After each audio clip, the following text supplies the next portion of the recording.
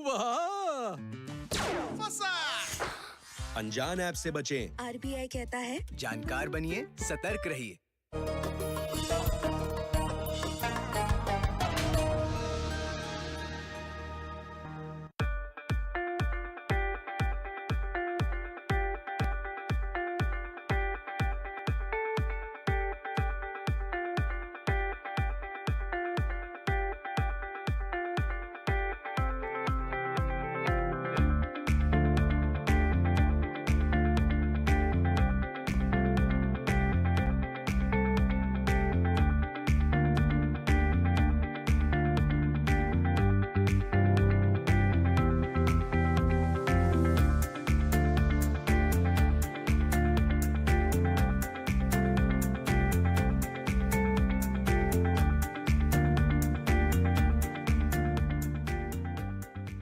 वक्त की पाबंदियों से आगे बढ़कर जब कोई परिंदा आपके मुंडेर पे आकर सुरीली सदा देने लगे, कोई लाचारी, कमसिनी, मजबूरी या कोई बंदिशों से आगे की सोच रखता हो और अपनी मंजिल पाने की खातिर अपनी ताकत से कहीं ज़्यादा मेहनत करता हो, तो आप ये मानकर चले कि कामयाबी यकीनन उसके कदम चूमेगी।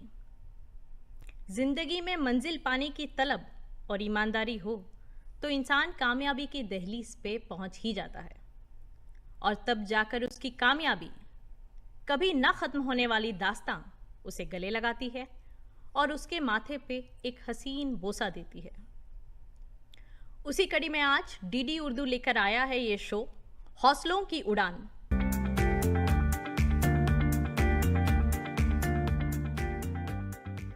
और मैं सोनम गिल, आपकी मेज़बान। तो चले आए आज आपकी मुलाकात करवाते हैं एक ऐसे बाकमाल शख्सियत से जिन्होंने खुद को इस मुआशरे के सामने नज़ीर पेश किया है, मेजर मोहम्मद अली शाह। शुक्रिया सोनम, थैंक यू। अली जी, आपका तहे दिल से इस्तकबाल है हमारे शो में, और हमें बहुत खुशी हो रही कि आज आप अपना कीमती वक्त निकाल के हमारे साथ हमारे स्टूडियो में मौजूद हुए। शुक्रिया बहुत बहुत सोनम। अली जी, आप एक फॉर्मर मिलिट्री पर्सनल हैं और आप नेशनल अवार्ड विनिंग एक्टर भी रह चुके हैं अब, और जो है आपने वर्ल्ड रिकॉर्ड सेट किया हुआ है because of maximum number of Ted talks across the world in all platforms. तो इतनी सारी चीज़ें, इतना एक डाइवर्स जो आपका डोमेन रहा है, इसकी जर्नी जो शुरुआत इसकी हुई उसके बारे में ज़रा हमें बताइए प्लीज़। तो ये कहानी छोटी शुरू होती है एक छोटे से सपने से एक्चुअली। जी। ये छोटा सपना ये था, एक छोटा बच्चा था जो बचपन में बोल नहीं पाया करता था। वो हकलाया करता था, तुतलाया करता था, अटक अटक के बातें करता था, सब लोग उसका मजाक उड़ाया करते थे, उसे कोई दोस्ती करना नहीं चाहता था। और ऐसे ऐसे करके, अगर मैं कहानी को लंबा बताऊं ना, छोटा करके बताऊंगा आपको। ये रंगमंच पे गया क्लास 7th में, अपनी लाइनें भूल गया भाई।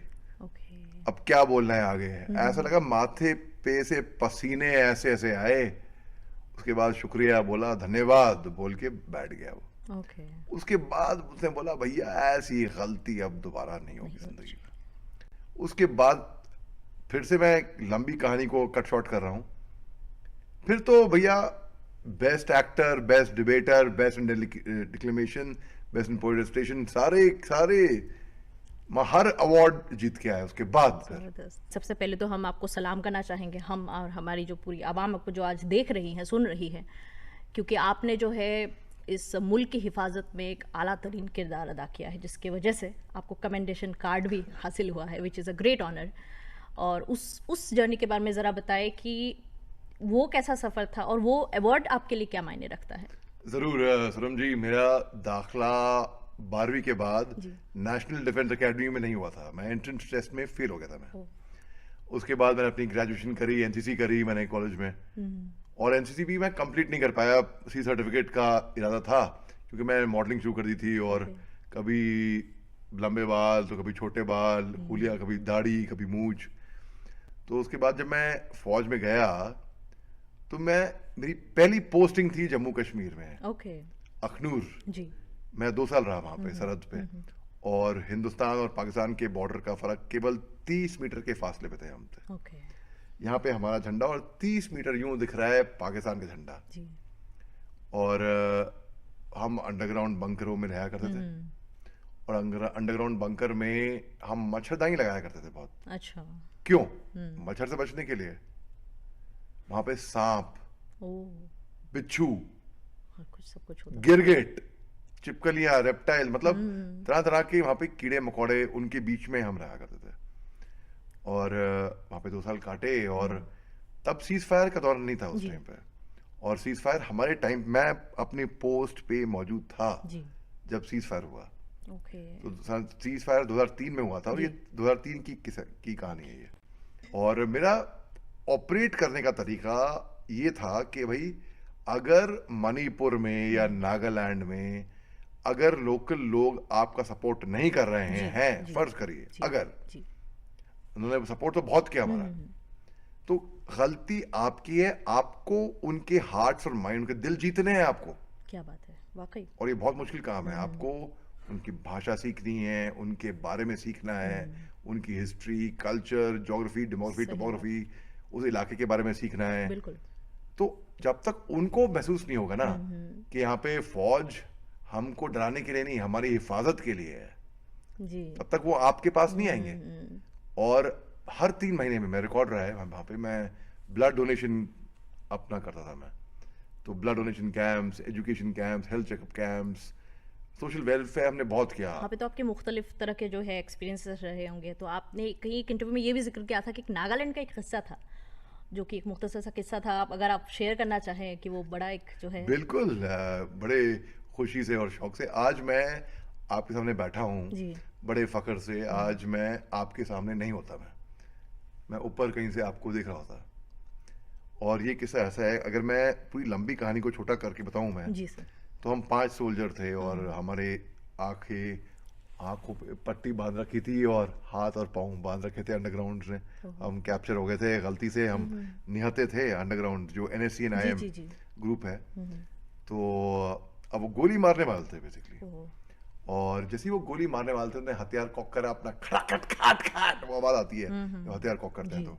तो एकदम से मैं बोलता हूँ, आई मुझे तुमसे आओ एक पर आई भी तो थाके भी पाई बता मोय लगा ना मलीबा से अभी भी लगा से अपनी लोगों ते लोग पाई के ना बिची बिची कुछ पैसे बुरी खाई से खाना है पीस लगा के बना से अपने को दे आते। तो उसकी भाषा में बात करनी शुरू कर दी मैंने, नागामीज में। ओके। तो वो हक्का बक्का रह गए सब लोग, बिल्कुल। उनको उम्मीद बिल्कुल नहीं थी। तो है ये हमारी क्या भाषा कैसे बोल रहे हैं, खोलो।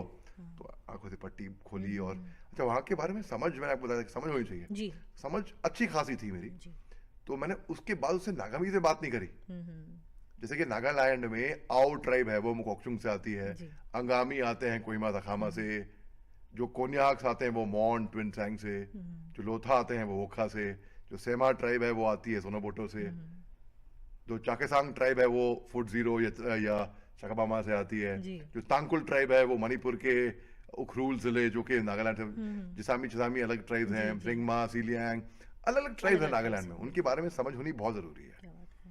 तो वो समझ थी मेरे को, अभी भी है। और मैं बहुत, मेरे को लगाव था उन लोग। मेरा ऐसा मानना है सोनम जी कि नागालैंड ही नहीं बल्कि north east part of India में जो लोग हैं ना, वो बहुत ही प्यारे लोग हैं भाई। वो बहुत ही प्रिंसिपल्ड, कल्चर्ड, मेहनती, ईमानदार, जबान के पक्के हैं। क्या बात है। उन्हें जबान दे दी तो भैया उन पीछे नहीं जाएंगे अभी जबान। प्योर कमिटमेंट वाली बात। Pure commitment. तो मैंने उसकी भाषा में बात नहीं शुरू कर दी। अच्छा, आओ है भाषा है, चुंकली चांकली। और एक मुंगसुन है जी। मुंगसुन इज वो उनका सब ट्राइब है एक्चुअली। ओके। तो उसकी सब ट्राइब मुंगसुन ने बात करी उससे। फिर मैंने, लोग समझ नहीं पाएंगे मगर मैं समझाऊंगा। मैं बोला है मैं तुमसे आओ खुमा लेयर चुंगा लेयर चुंगा दांग लेयर नागुन लेयर NSC and IM militant camp नुंग लेयर चोंगर मचो नीना मेनमर में तुमसे आओ नीना मेनमर। उसकी भाषा में, उसी के एक्सेंट के साथ। क्या बात है, बिल्कुल। ये तो एक तो वो भी एक कला थी एक तरीके से। तो कलाकार तो हम थे ही थे फौज में। तो वो भी यहाँ पर इस्तेमाल हुई। और फिर वो रुक गए और फिर उसके बाद उन्होंने हमारे लिए चाय बनाई, बाय बाय नूडल्स बनाए। ओके। जिप्सी जो थी हमारी गाड़ी, वो तोड़ दी थी, वो काफी उस पर नुकसान आया था। हम में एक खरोच नहीं आई, हम में से किसी को। हमने आपके बारे में ये पढ़ा कि एक बच्चा होता है जो 26 जनवरी को, है ना, कि फौज की वर्दी डाल के राजपथ पे आप पति जी के सामने से जो है एक सलामी देते हुए वहाँ से गुजरने की आपका ये ख्वाब था कि आप वहाँ से इस तरह से गुजरे सलामी देते हुए, और फिर कुछ सालों में ये सुनाई देता है कि आवाज़ आती है कि we have the Assam Rifles marching contingent led by major Mohammed Ali Shah. आपके दूरदर्शन पे ही ऐसा हो। बिल्कुल, और ये हमारी खुशनसीबी है। और ये जो फर्स्ट मोमेंट जो होता है ना कि जो आपने ख्वाब देखा था उसकी जो ताबीर हुई, वो मोमेंट कैसा था आपके लिए? समझिए इसकी कहानी जो बैकग्राउंड जो है बताऊं मैं आपको, वो 1987 में इसका बैकग्राउंड शुरू होता है। ओके 1987 में मेरी बहन का, बड़ी बहन है मेरी, वो उनका सिलेक्शन हो गया स्कूल से 26 जनवरी की परेड जाने की, झांकी में। मगर तब मेरे नाना का इंतकाल हो गया था, तो हमको उनको दफनाने जाना था, तो वो अपने स्कूल में शरीक नहीं हो पाई थी। उसी साल हमारा खानदान फौजी खानदान है, बहुत लोग फौज में है, सर्विस में वर्दी वाले। तो मेरे चाचा हैं, एक मेरे फादर की कजन है, first cousin colonel Mir Ahmed Shah, उनको आर्मर्ड कोर कंटिजेंट कमांड करना था उसी साल। और उनको फिर हमने फिर अपने आपके दूरदर्शन पे देखा था कि भाई 87 में, तब से एक सपना एक था, तब से वो बात थी मेरे माइंड में, गूंज रही थी। और एक जसदेव सिंह हुआ करते थे कमेंटेटर, तो जसदेव सिंह की आवाज बार बार मेरे कान में गूंजती थी बचपन से। और मैं सोने की कोशिश करूं तो वो कंधे से कंधा मिलाकर जा रहे हैं, ये इस तरीके से ना, वो मेरे रोंगटे खड़े हो जाते। मैं कहा क्या मेरे को भी फौज की वर्दी डालनी है और राष्ट्रपति को सलामी देनी है। तब कर्तव्य पथ राष्ट्रपति था, तो राष्ट्रपति से गुजरूंगा मैं, एक दिन ऐसा आएगा। अब जब मैं अकेडमी गया ट्रेनिंग करने के लिए, एनडीए में तो खैर दाखिला हुआ नहीं था, तो मैं ऑफिसर्स ट्रेनिंग अकेडमी गया, तो मार्चिंग टेस्ट जो होता है ना, परेड टेस्ट, हालांकि मेरे फिजिकल सब अच्छे थे, सब में अच्छा किया मैंने। पहले अटेम्प्ट में फेल, दूसरे अटेम्प्ट में फेल, तीसरे अटेम्प्ट में फेल, फिर मिड टर्म ब्रेक हुई, सारे कैडेट्स घर गए। मेरे को इजाजत नहीं मिली थी घर जाने की, तो मैं अकेडमी में ही रुका रहा। एक्स्ट्रा तैयारी करी उस टेस्ट की, मेरे को एक्स्ट्रा ड्रिल्स, पनिशमेंट दिए गए मेरे को। अब अकेडमी खुल गई कुछ दिनों के बाद, सब लोग आए घर का खाना खा के, नई नई पिक्चरें देख के, किताबों में पढ़ के, रिफ्रेश होके, और मैं वहीं पे ही अकेडमी, बहुत बुरे हाल थे, बहुत बुरे हाल थे, वहां रुका रहा। फिर चौथा अटेम्प्ट हो रहा है जी। अब जाहिर सी बात है, इतनी तैयारी करी है, अब चौथे अटेम्प्ट में भी फेल, पांचवें अटेम्प्ट में भी फेल, छठे अटेम्प्ट में भी फेल। फिर एक स्पेशल टेस्ट रखा गया खास मेरे लिए, खास ये धक्का मार के पास गया, उसमें भी फेल। देखिए अगर आप मेरे को बोलेंगी कि 5 किलोमीटर दौड़ के आने हैं, 30 केजी का वजन है, 21 मिनट में भागना है, मैं कर लूंगा। सही। और मुझे कोई फेल कर नहीं पाएगा, क्योंकि मैं ऑन ग्राउंड सबको दिखा रहा हूँ।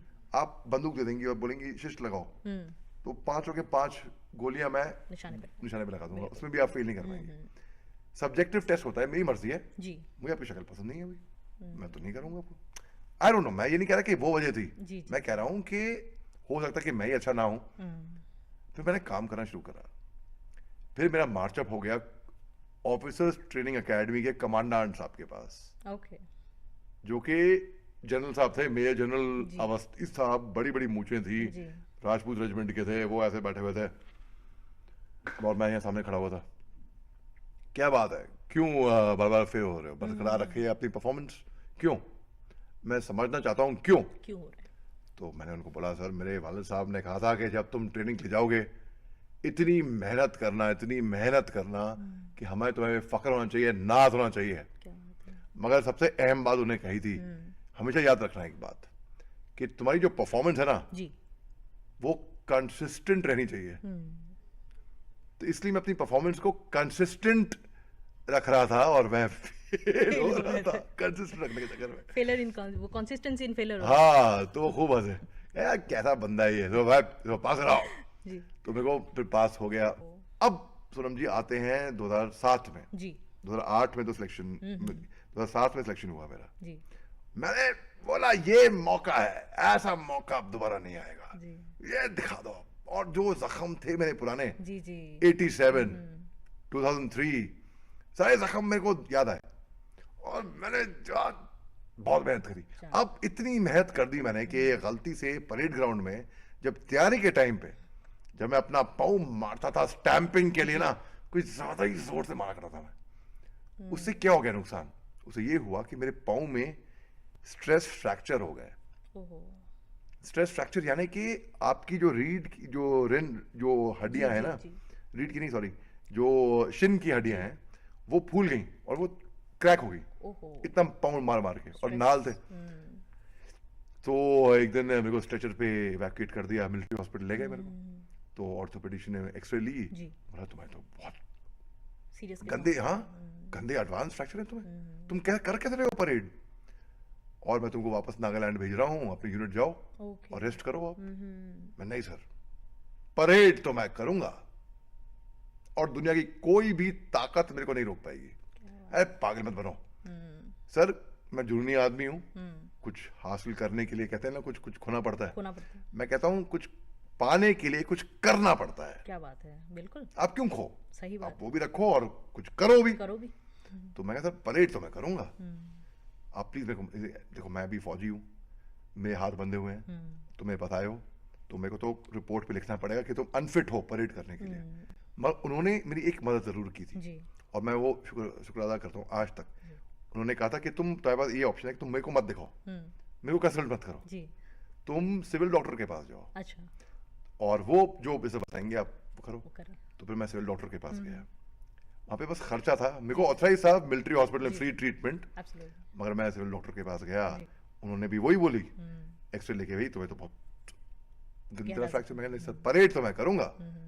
अब आर्मी डॉक्टर के पास पावर थी कि वो मेरे को राइट ऑफ कर दे, रिटर्न ऑफ, जी। कि भाई तुम ये परेड में करेगा ही नहीं हिस्सा। वो तो उनका बड़प्पन था, उन्होंने मेरी आंखों में वो आग देख ली होगी शायद। जी बेशक। तो उन्होंने फिर कुछ वो काइंड थे मेरे लिए। जी। तो फिर मैं सिविल डॉक्टर ने बोला कि तुम भी परेड नहीं कर, मैं परेड तो मैं करूंगा। फिर सोनम जी मैंने, आप गलत काम है कोई ना करे, बेसिकली अपने आप पेन किलर्स पे और जहन की शक्ति से, बस जो ताकत हमें यहाँ पर है ना, वो हम अंडर एस्टिमेट करते हैं, किसी को मालूम नहीं होता कि यहाँ पर कितनी ताकत है। माइंड की जो पावर है, माइंड की जो पावर है, विल पावर जो कहते हैं, लोगों को अंदाजा है ही नहीं इसके बारे में। जी। तो मैंने कहा बस मुझे तो अब वो जख्म पूरी याद भी आ रहे थे। जी। और जो मोटिवेशन, जो इंस्पिरेशन वहां से था, मैं कहा नहीं मैं करूंगा। अब क्या होता है, 23 जनवरी 2008 को जी। एक फुल ड्रेस रिहर्सल होती है, जब हम एक डबी प्रेसिडेंट आते हैं। जी। प्रेसिडेंट प्रतिभा देवी सिंह पाटिल उस टाइम पे प्रेसिडेंट थी, जी। तो वो खड़ी हुई थी डायस में, और एक और उनका रोल अदा करने के लिए कोई आता है। उस टाइम पे मेरे स्ट्रेस फ्रैक्चर थे और मैं मार्च कर रहा हूँ पर राजपथ पे, तब राजपथ गिरा था वो।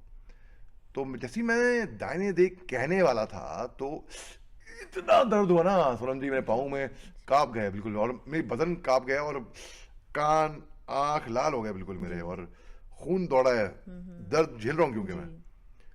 और आपको इतना तेज चलाना पड़ता है क्योंकि पीछे आपका एक फौजी बैंड प्ले कर रहा है। बिल्कुल। और अगर आप इतना तेज नहीं चलाओगे, तो वर्ड ऑफ कमांड नहीं दोगे, तो आपके जो जवान पीछे हैं वो आपकी आवाज सुन नहीं पाएंगे।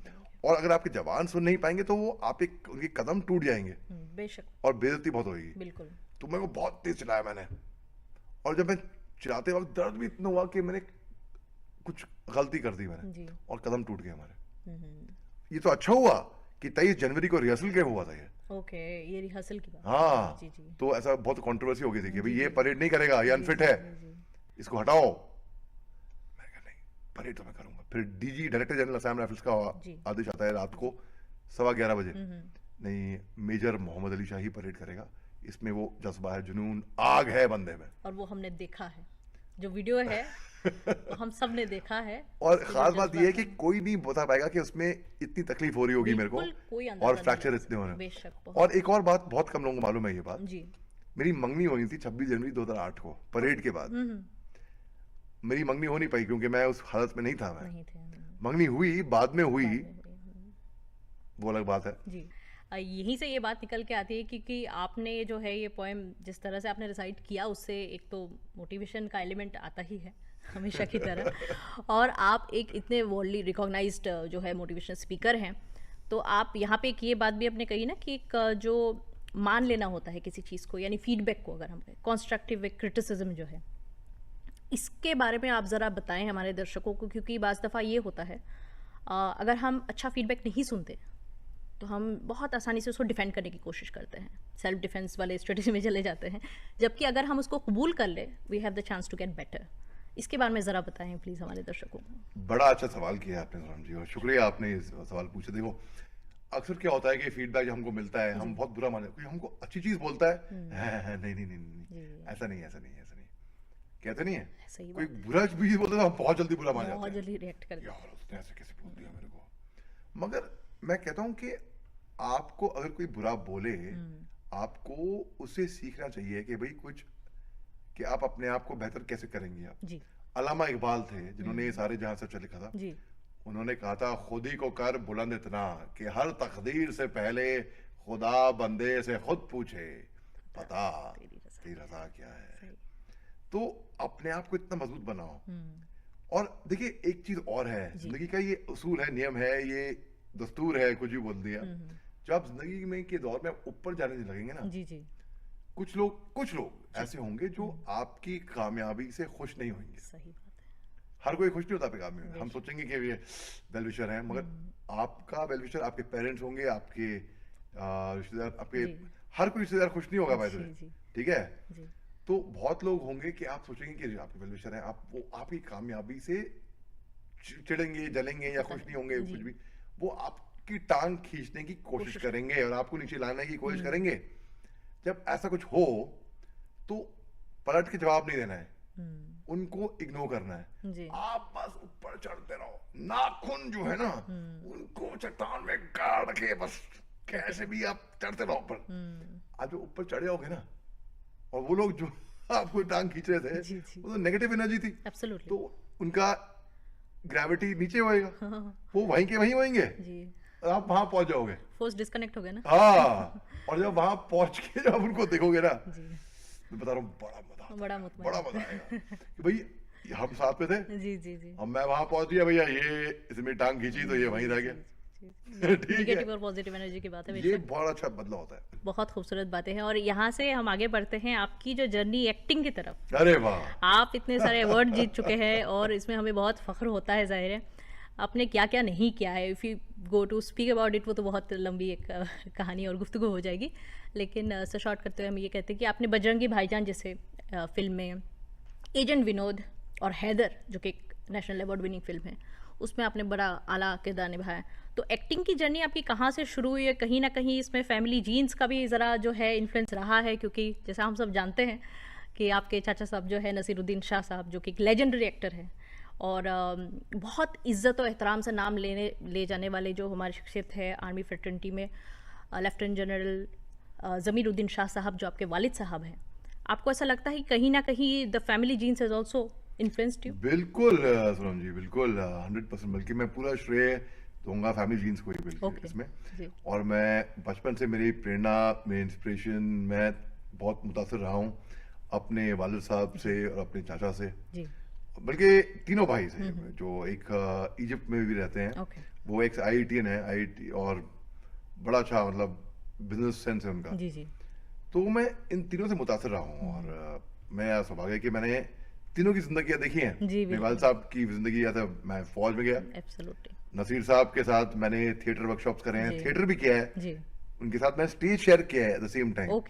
मैंने एक फिल्म भी करी है उनके साथ, सीन भी है, वो यूट्यूब पे है, द टैशकेंट फाइल्स, और साथ में हमारा आमना सामना होता है। और उनसे बहुत सीखा हूँ मैं। एक कलाकार को एक सच्चाई के रास्ते पे सच्चा होना बहुत जरूरी होता है, इसलिए क्योंकि दर्शक बेवकूफ तो है नहीं, बहुत अक्लमंद है, और उनको जो कलाकार की सच्चाई वो दिख जाती है, ऑनेस्टी, जो ट्रूथफुलनेस। और आप किसी चीज को अगर आप सच्चाई से बोलोगे तभी आप कन्विंसिंग करोगे। आप झूठ बोलोगे तो ऑडियंस पकड़ लेते हैं। तो जब मैं छोटा बच्चा था तो नसीर साहब, गुलजार साहब का एक सीरियल आता था, दूरदर्शन पे आता था, मिर्जा गालिब जी, तो उसकी शूटिंग कर रहे थे, तो मैं उनकी तैयारी उनको करते हुए देखा है, इतनी मेहनत करी उन्होंने, तलफ़ुज़ पे काम किया, गालिब साहब के बारे में पढ़ा, गालिब, और फिर मैंने बाद में थिएटर भी बहुत थी, मैं हार्ड को थिएटर बैकग्राउंड से आता हूँ।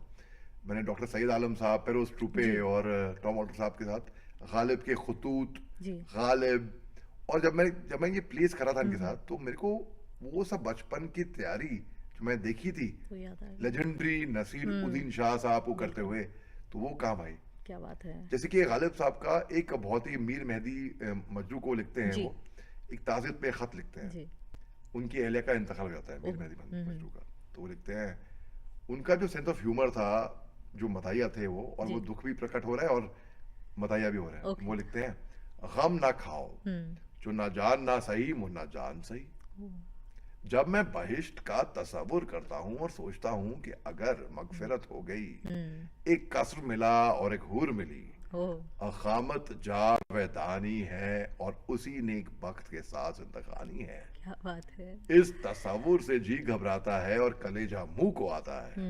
हाय हाय वो हूर अजीरन हो जावेगी, तबीयत क्यों ना घबरावेगी, मियाँ होश में आओ कहीं और दिल लगाओ। क्या बात। इससे पहले कि हम प्रोग्राम को ख़त्म करें, हम चाहेंगे कि आज की नस्ल के लिए आप कोई भी जो है पैगाम अगर देना चाहे तो बहुत खुशी होगी सर। ज़रूर। पैगाम ये है कि जैसे आपको बताया, कोशिश करने वालों की हार नहीं होती।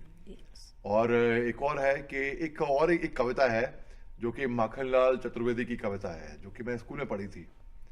वो फौजियों के लिए है, क्योंकि मैं फौज से आता हूँ।